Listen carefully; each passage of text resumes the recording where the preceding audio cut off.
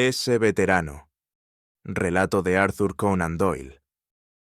Edición de Entre Sombras. ¿Servido, señor? Sí, señor, dijo mi andrajoso vis-a-vis, irguiéndose y tocándose la excusa de sombrero. Crimea y el motín, señor.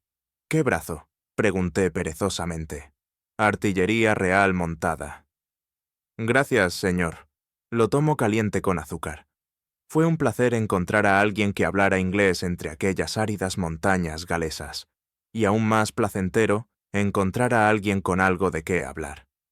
Había estado caminando afanosamente los últimos 16 kilómetros, jurando en mi corazón no volver a hacer un recorrido a pie en solitario, y, sobre todo, no cruzar jamás, bajo ninguna circunstancia, las fronteras del Principado.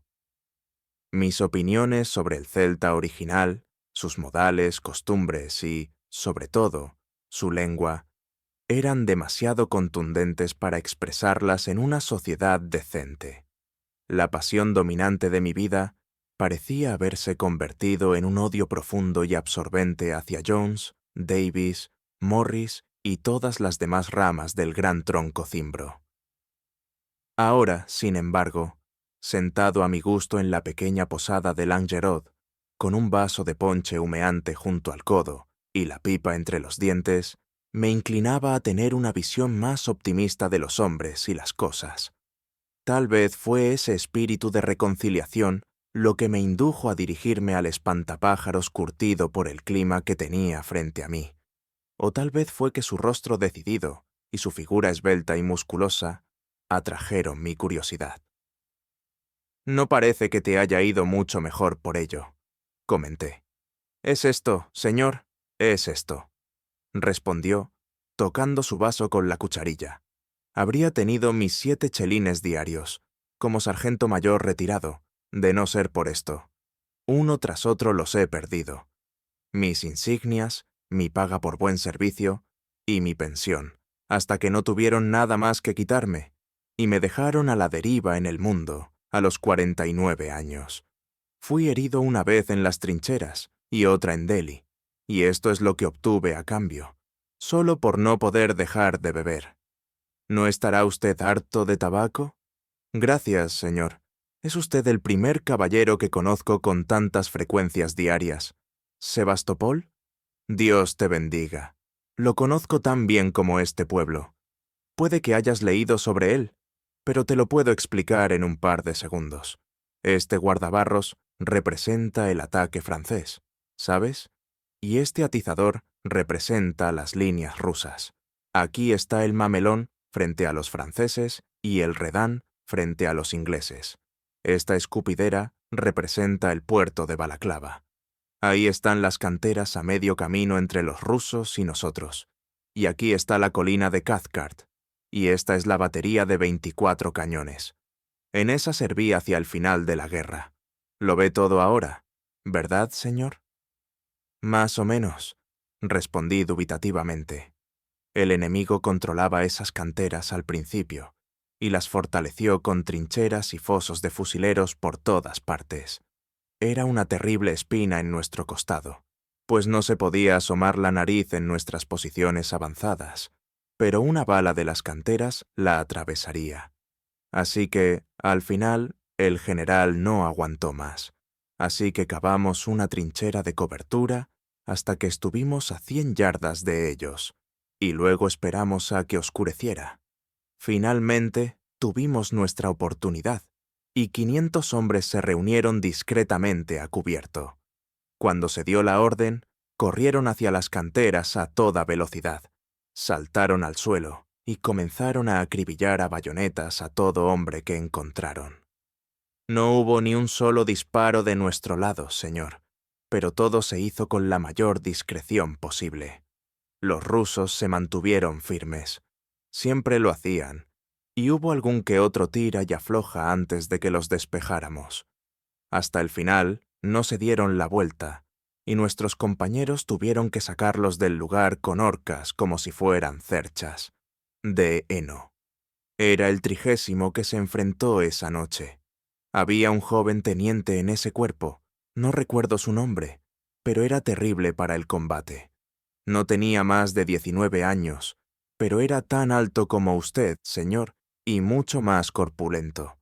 Dicen que nunca desenvainó la espada durante toda la guerra, sino que usaba una vara de fresno, flexible y fuerte, con un mango del tamaño de un coco en la punta. Era un arma peligrosa en manos como las suyas. Si alguien se le acercaba con un fusil de fuego, podía derribarlo antes de que la bayoneta estuviera cerca, pues era de brazo largo y ágil. He oído de hombres de su compañía que lo atacó como un demonio en las canteras esa noche, y que dejaba mutilados a 20 si alcanzaba a uno. Me pareció que el veterano empezaba a simpatizar con el tema, en parte, quizás, por los efectos del brandy con agua, y en parte por haber encontrado un oyente comprensivo. Una o dos preguntas capciosas eran todo lo que necesitaba. Rellené mi pipa, me acomodé en la silla, apoyé mis pies cansados en la chimenea y me dispuse a escuchar. Los rusos eran soldados espléndidos, y nadie que haya luchado contra ellos lo negaría. Era curioso el cariño que sentían por los ingleses, y nosotros por ellos. Los hombres que capturaron fueron excepcionalmente bien utilizados, y cuando hubo un armisticio nos entendimos bien. Solo necesitaban agilidad. Donde los colocaron, se quedaban firmes y disparaban con precisión, pero no parecían tener la fuerza para arremeter, y ahí era donde los teníamos. Sin embargo, podían hacer retroceder a los franceses cuando no estábamos cerca. Los he visto salir de una salida y matarlos como moscas. Eran soldados terriblemente malos, los peores que he visto en mi vida, todos excepto los zuavos, que eran de una raza diferente. Todos eran grandes ladrones y granujas, y nunca estabas seguro cerca de ellos. No querrás decir que dañarían a sus propios aliados, dije. Eso harían, señor, si hubiera algo que ganar. Mire lo que le pasó al pobre Bill Cameron, de nuestra batería. Recibió una carta diciendo que su esposa estaba enferma, y como él mismo no estaba muy fuerte, le dieron permiso para regresar a Inglaterra. Cobró su paga de 28 libras e iba a zarpar en un transporte al día siguiente. Pero, por pura casualidad, fue a la cantina francesa esa noche, solo para darse un último baño, y allí dijo que tenía el dinero. Lo encontramos a la mañana siguiente, muerto como un cordero entre las líneas, tan magullado y pateado que apenas se podía decir que era un ser humano. Muchos ingleses fueron asesinados ese invierno, señor, y muchos franceses que llevaban una buena chaquetilla británica para protegerse del frío. Le contaré una historia sobre eso, si no lo canso. Gracias, señor. Quería asegurarme. Bueno, 4 de nuestros compañeros, Sam Kelsey y yo, Jack Burns y Prout, estábamos en las líneas francesas de juerga. Cuando regresábamos, a este tal Prout se le ocurrió una idea. Era irlandés y muy inteligente. «Miren, muchachos», dijo, «si pueden reunir 6 peniques entre ustedes, les ayudaré a ganar algo de dinero esta noche, y un poco de diversión en el trato». Bueno, todos estuvimos de acuerdo en esto, y vaciamos nuestros bolsillos, pero en total solo teníamos unos 4 peniques. «No te preocupes», dice Prout, «ven conmigo a la cantina francesa. Solo tienes que parecer muy borracho y decir que sí a todo lo que te pida». Durante todo este tiempo, señor, no teníamos ni la menor idea de lo que pretendía, pero fuimos dando tumbos y rodando hasta la cantina, entre una multitud de franceses holgazanes, y gastamos nuestras monedas en un desagüe de licor. «Ahora», dice Prout en voz alta, para que todos puedan oír, «¿estás listo para volver al campamento?» «Sí», dijimos nosotros. «¿Tienes tus 30 libras seguras en el bolsillo, Sam?» «Sí», dice Sam. «¿Y tú, Bill?», me dice. «¿Tienes bien tu sueldo de 3 meses?» «Sí», respondo. «Bueno, entonces ven y no te caigas más de lo que puedas evitar». Y con eso salimos tambaleándonos de la cantina y nos adentramos en la oscuridad.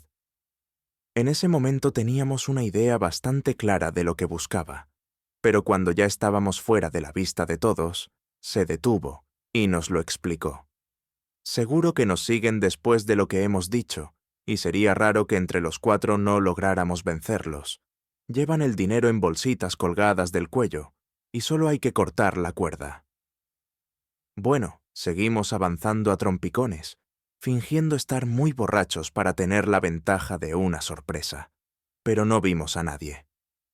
Por fin estábamos a tiro de piedra de nuestras líneas cuando oímos un susurro de «¡Anglais! ¡Anglais!», que es su jerga para inglés, señor. Y allí, efectivamente, una docena de hombres se acercaban a nosotros a la luz de la luna. Avanzamos a trompicones, fingiendo estar demasiado borrachos para verlos. Enseguida se detuvieron, y uno de ellos, un hombre corpulento, se acercó sigilosamente a Sam Kelsey y le preguntó, «¿A qué hora lo llaman?», mientras los demás empezaban a rodearnos. Sam no dijo nada, pero dio una sacudida terrible, ante la cual el francés, creyéndolo bien, se abalanzó sobre él. Esa fue nuestra señal de acción, y entramos. Sam Kelsey era el hombre más fuerte de la batería y un matón terrible, y le dio a su líder un golpe bajo la mandíbula que lo mandó 2 veces de cabeza antes de estrellarse contra la pared, con la boca llena de sangre. Los demás corrieron hacia nosotros, pero solo pudieron patear y gritar, mientras los derribábamos tan rápido como se ponían de pie. Teníamos todas sus pequeñas bolsas, señor, y los dejamos a todos desnudos e inconscientes en el camino. 35 monedas de oro en moneda inglesa y francesa las contamos en una mochila al regresar a nuestro cuartel, además de botas, camisas de franela y otras cosas que teníamos a mano. Nunca más volvieron a seguir a un borracho después de esa noche de trabajo, porque, como ve, nunca pudieron estar seguros de que no fuera una farsa. El veterano se detuvo un momento para beber un trago de su copa y escuchar mi murmullo de agradecimiento. Temí haber agotado su capacidad narrativa, pero volvió a hablar entre bocanadas de su pipa.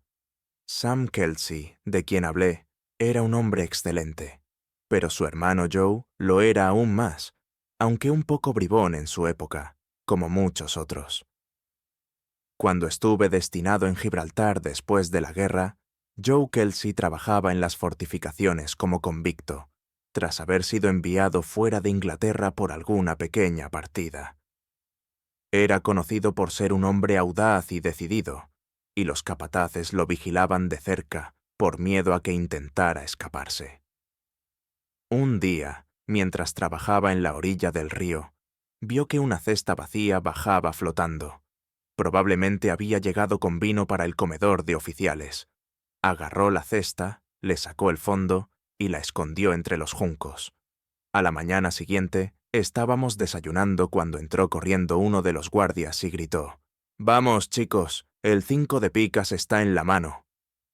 El 5 de picas era el nombre que le daban a la señal que hacían cuando un convicto escapaba. Todos salimos corriendo y empezamos a buscar como perros una liebre, porque siempre había una recompensa de 2 libras para quien la encontrara. No había desagüe ni hondonada que no estuvieran revisados, y nunca vimos rastro de Joe, hasta que finalmente, desesperados, lo desestimamos y coincidimos en que debía estar en el fondo del río.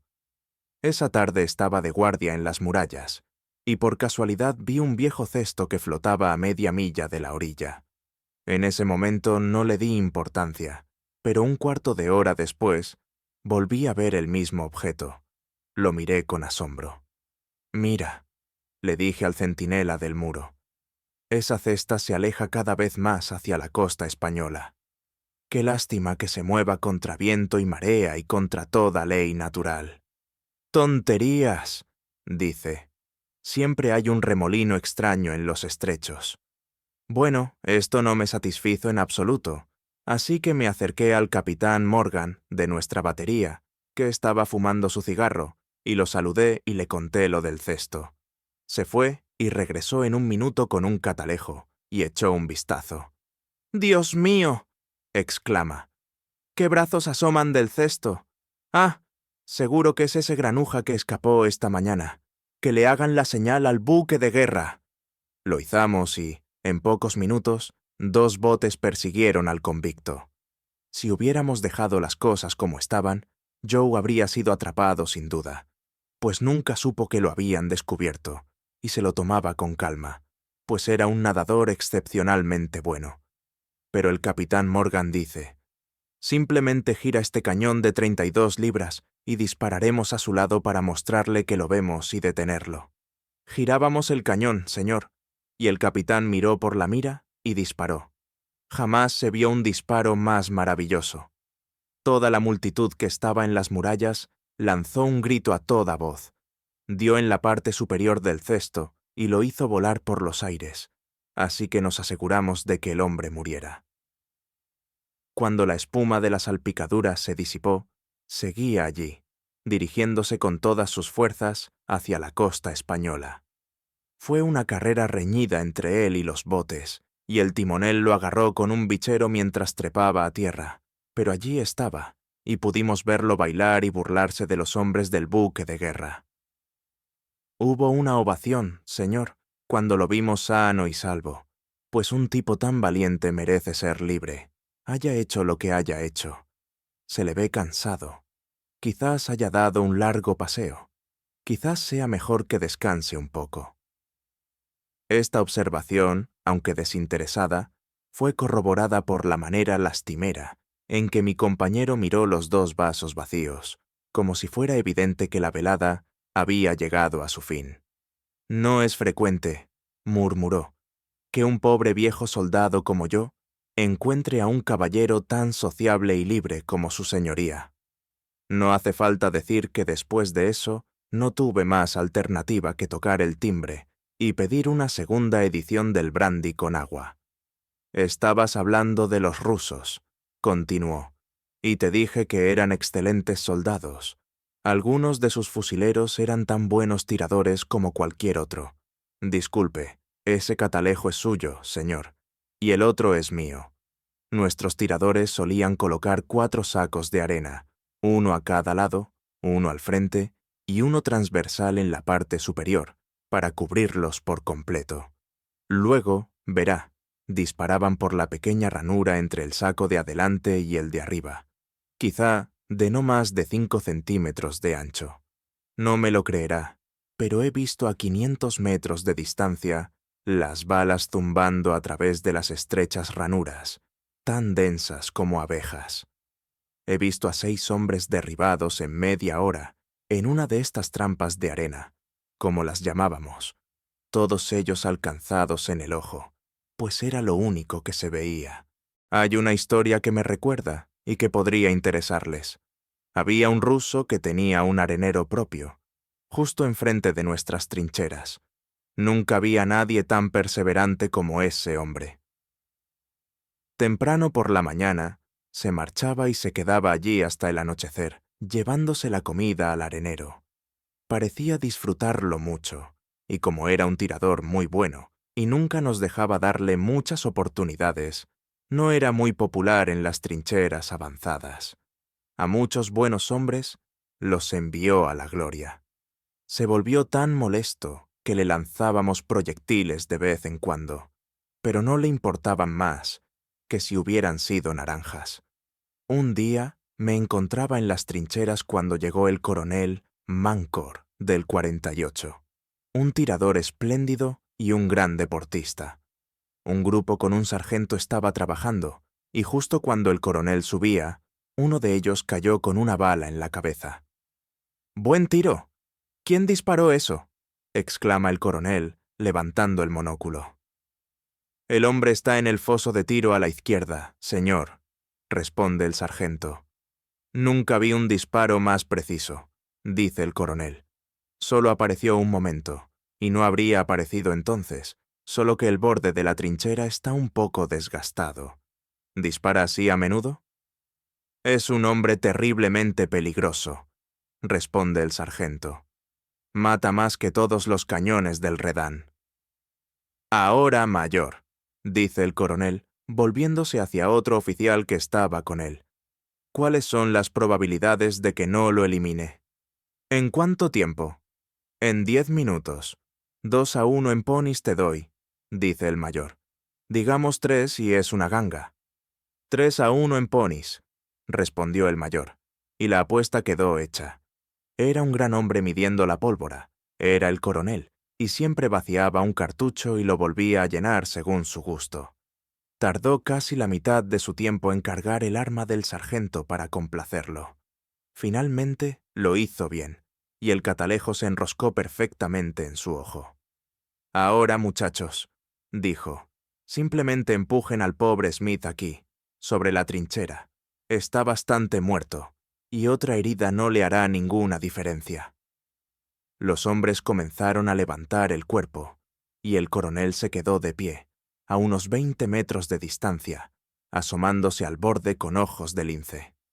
En cuanto apareció la punta del chacó de Smith, vimos el cañón del arma salir lentamente del arenero, y cuando su pobre rostro muerto se asomó al borde, una bala le atravesó la frente. El ruso se asomó al foso para ver el efecto de su disparo, y no volvió a mirar nada hasta que vio el río eterno. El coronel disparó con una especie de risita, y el fusilero saltó en el aire, corrió unos 10 o 12 pasos hacia nosotros, y luego cayó de bruces, muerto como un clavo. Doble o nada con el hombre del foso de la derecha, dice el coronel, cargando de nuevo su arma. Pero creo que el mayor había gastado suficiente dinero por un día en su tiroteo, pues no quería ni pensar en otro intento. Por cierto, se lo entregó a la viuda de Smith, pues era un caballero de manos libres, era el coronel. No muy diferente a usted, señor. Esa carrera de muertos es algo extraño. Quizás su explicación le ayude a entenderlo, pero no lo entiendo. Lo he visto muchas veces. Recuerdo que el médico de nuestro regimiento dijo que era común entre los heridos en el corazón. ¿Qué opina, señor? Su médico tenía toda la razón, respondí. En varios casos de asesinato, las personas apuñaladas o con disparos en el corazón han llegado a distancias sorprendentemente largas. Nunca he oído hablar de un caso así en una batalla, pero no veo por qué no debería ocurrir. Ocurrió una vez, continuó mi compañero, cuando la división de Codrington subía por el Alma y se acercaba al gran reducto. Para su sorpresa, un solo ruso bajó corriendo la colina hacia ellos, con su fusil en la mano. 1 o 2 le dispararon, y parecieron fallar, pues siguió avanzando hasta llegar a la línea, cuando un sargento, con mucha experiencia, soltó una carcajada y arrojó su arma delante de él. El ruso cayó al suelo y quedó tendido muerto. Había recibido un disparo en el corazón en la cima de la colina, y estaba muerto incluso antes de que comenzara la carga. Al menos, eso dijo el sargento, y todos le creímos. Hubo otro extraño incidente similar ocurrido más tarde en la guerra. Quizás hayan oído hablar de él, pues se publicó en su momento. Una noche, un cuerpo, terriblemente destrozado y aplastado, se estrelló contra las tiendas de la división ligera. Nadie le encontró sentido, hasta que unos desertores lo soltaron mucho después. Parece que tenían un cañón anticuado de gran calibre en una batería rusa. La noche era fría, y el pobre centinela pensó en esconderse donde nadie lo viera, así que se metió en el cañón y se durmió allí. En mitad de la noche, se oyó una repentina alarma de ataque, y un artillero corrió hacia el cañón y lo detonó, mientras el centinela volaba a 30 kilómetros por minuto. No importó mucho, añadió el veterano con filosofía, pues de todas formas, lo iban a fusilar, por dormir en su puesto, así que se ahorró una larga demora inútil. Para un hombre que ha visto tanto del mundo, comenté, esta vida monótona en un pueblo galés debe ser muy lenta. Es eso, señor. Ha dado en el clavo. Dios lo bendiga, señor. Si tuviera un caballero como usted con quien hablar cada noche, sería un hombre diferente. Le diré una razón por la que vine aquí. Y se inclinó hacia adelante con aire imponente. Tengo esposa en Londres, señor, pero vine aquí para dejar la bebida. Y lo hago despacio, pero con seguridad. Hace 3 semanas no podía dormir sin mis 5 copas, y ahora puedo con 3. Camarero, otro vaso de brandy con agua, dije. Gracias, señor, gracias. Como acaba de decir, he tenido una vida agitada, y este asunto tan tranquilo es demasiado para mí. ¿Le conté alguna vez cómo conseguí mis galones? Pues fue ahorcando a 3 hombres. 3 hombres con estas mismas manos. ¿Cómo estuvo eso?, pregunté adormilado. Fue así, señor. Estábamos en Corfú, 3 baterías en el 50. Bueno, uno de nuestros oficiales, teniente, se fue a las montañas a disparar un día y nunca regresó. Sin embargo, su perro entró trotando en el comedor y empezó a aullar como un ser humano. Se formó un grupo y siguió al perro, quien los condujo colina arriba hasta un lugar donde había una zanja. Allí, con un montón de helechos y cosas así amontonadas sobre él, el pobre joven yacía con la garganta cortada de oreja a oreja. Era un gran favorito en el regimiento, y más particularmente del oficial al mando, y juró que se vengaría. Había mucho descontento entre los griegos de la isla en ese momento, y esto había sido fomentado por los sacerdotes, a los que llamaban papas. Bueno, cuando regresamos a la ciudad, el capitán llamó a todos estos papas antes que él, y había 3 de ellos que no podían dar ningún tipo de... Se dieron cuenta de sí mismos, pero palidecieron y tartamudearon, y quedaron terriblemente desconcertados. Se celebró un consejo de guerra, y los 3 fueron condenados a la horca. Ahora venía la dificultad, pues era bien sabido que si alguien ponía las manos sobre un sacerdote, su vida no valía ni una hora de compra. Los griegos son muy estrictos con eso, y extraordinariamente hábiles con los cuchillos. El capitán pidió un voluntario, y salí, pues pensé que era mi deber, señor, dado que había sido el sirviente del muerto. Bueno, las tropas formaron en cuadrado alrededor del cadalso, y las colgué tan alto como jamás. Al terminar el trabajo, el capitán dijo: «Ahora, muchacho, te salvaré la vida». Y con eso formó a las tropas en formación cerrada, me puso en el centro y me condujo hasta el muelle. Había un vapor allí que estaba zarpando rumbo a Inglaterra, y me empujaron a bordo, mientras la multitud se arremolinaba a mi alrededor, intentando alcanzarme. Nunca se ha oído semejante cosa. Aullaron como cuando vieron el barco alejarse de la bahía y supieron que me había ido. He sido un hombre solitario toda mi vida, señor, y puedo decir que esa fue la única vez que me arrepentí sinceramente de mi partida. Registramos el barco al salir al mar, y menuda suerte si no había 3 polizones griegos a bordo, cada uno con su cuchillo en el cinturón. Los echamos por la borda, y como no he sabido nada de ellos, temo que se hayan ahogado. El artillero sonrió con gran alegría. Me nombraron cabo para ese trabajo, señor. Por cierto, ¿cómo te llamas?, pregunté, cada vez más somnoliento, en parte por el calor del fuego y en parte por una extraña sensación que me invadía y que nunca antes había experimentado. Sargento Turnbull, aire. Turnbull, batería B, artillería real montada. El mayor Campbell, que estuvo a nuestro mando en Crimea, o el capitán Onslow, o cualquier miembro del antiguo cuerpo, se alegrarán de saber que me ha visto. No olvidará mi nombre, ¿verdad, señor? Tenía demasiado sueño para responder. Podría contarte una historia sobre un zuavo que te divertiría. Estaba completamente borracho y confundió las líneas rusas con las nuestras.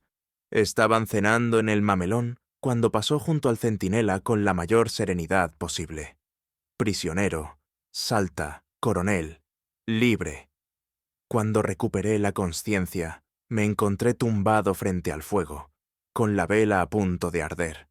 Estaba solo en la habitación. Me puse de pie tambaleándome y riéndome, pero mi mente parecía darme vueltas y volví a mi posición anterior. Evidentemente, algo no iba bien. Metí la mano en el bolsillo para ver la hora. Estaba vacío. Di un respingo de asombro. Mi bolso también había desaparecido. Me habían vaciado a fondo. —¿Quién está ahí? —gritó una voz, y un hombre pequeño y elegante, ya bastante pasado de la flor de la vida, entró en la habitación con una vela. —Dios mío, señor, mi esposa me dijo que había llegado un viajero, pero pensé que ya estaba en la cama. Soy el posadero, pero he estado fuera todo el día en la feria de Morris. —¡Me han robado! —dije. —¡Lo han robado! —gritó el posadero, casi dejando caer la vela por la consternación. —¡Reloj, dinero! ¡Se acabó todo! —dije con desaliento. —¿Qué hora es? —Casi la 1, dijo. —¿Estás seguro de que no hay ningún error? —No, no hay error. Me quedé dormido sobre las 11, así que le llevo 2 horas de ventaja. Salió un tren hace 1 hora y media. Ya se fue, quienquiera que sea, observó el posadero. Parece débil, señor. Ah, añadió, oliendo mi vaso. Láudano, ya veo. Le han puesto una droga, señor. ¡El villano! Grité. Conozco su nombre y su historia. ¡Qué suerte! ¿Qué era? Preguntó el posadero con entusiasmo. Haré que todas las comisarías del reino resuenen con él hasta que lo encuentre. Es el sargento Turnbull, ex miembro de la batería B. Dios mío, exclamó mi compañero. Soy el sargento Turnbull, de la batería B, con medallas por Crimea y el motín, señor. Entonces, ¿quién diablos es él? Una luz pareció iluminarse ante el propietario. ¿Era un hombre alto con una cicatriz en la frente? Preguntó. ¡Es él! Grité. Entonces es el mayor villano que ha salido de la horca. Sargento, sin duda. Nunca usó uniforme, salvo el de convicto. Ese es Joe Kelsey. ¿Y quieres decir que nunca estuvo en Crimea? No, señor. Nunca ha salido de Inglaterra, salvo una vez a Gibraltar, de donde escapó con mucha astucia. Me lo dijo, gemí. Y el oficial con el bastón, y el coronel deportista, y los cadáveres corriendo, y los sacerdotes griegos. ¿Eran todos mentiras? Todo es verdad, señor, pero me sucedieron a mí, no a él. Me ha oído contar las historias muchas veces en el bar, así que se las contó a usted para tener la oportunidad de emborracharse. Se ha reformado y vive aquí bastante tranquilo, pero estar solo con usted y ver su reloj ha sido demasiado para él. Suba a la cama, señor, y enviaré a la policía a informarle de todo. Así pues, lector, le presento una serie de anécdotas militares. No sé cuánto las valorará. Me costaron un buen reloj con cadena, 14 libras, 7 chelines y 4 peniques, y a ese precio me parecieron caras. Y así, llegamos al final de este fascinante relato de Arthur Conan Doyle. Una historia que nos mostró no solo las sombras y luces de las memorias de guerra, sino también el poder de la narración y la importancia de escuchar con atención. Si disfrutaste este cuento, no olvides dejar tu like, compartirlo y suscribirte para seguir explorando juntos otras historias clásicas. Gracias por acompañarme y hasta la próxima.